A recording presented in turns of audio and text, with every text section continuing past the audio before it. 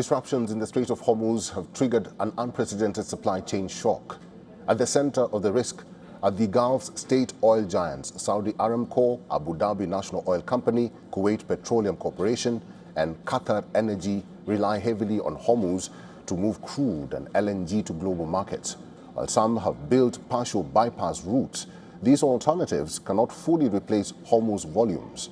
In contrast, global majors such as Shell, BP, and Total Energies have faced more moderate exposure due to diversified portfolios across regions.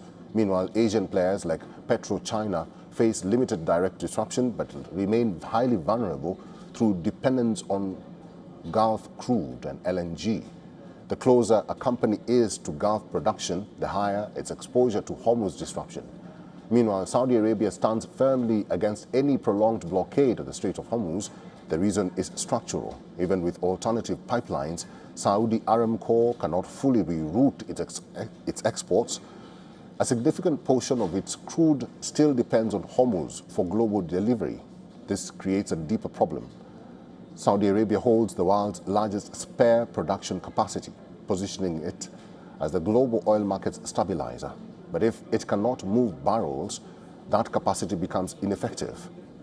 There is also a strategic concern. Any escalation in the Strait of Hormuz risks retaliation in the Red Sea, particularly around the Bab al-Mandeb choke point.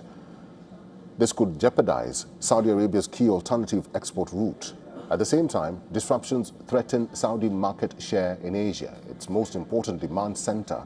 This has already opened the doors for competing suppliers. In effect, a blockade does not just hurt Iran. It undermines Saudi Arabia's ability to control and stabilize global oil markets. The real systemic risk emerges if disruptions spread beyond Hormuz to the Red Sea.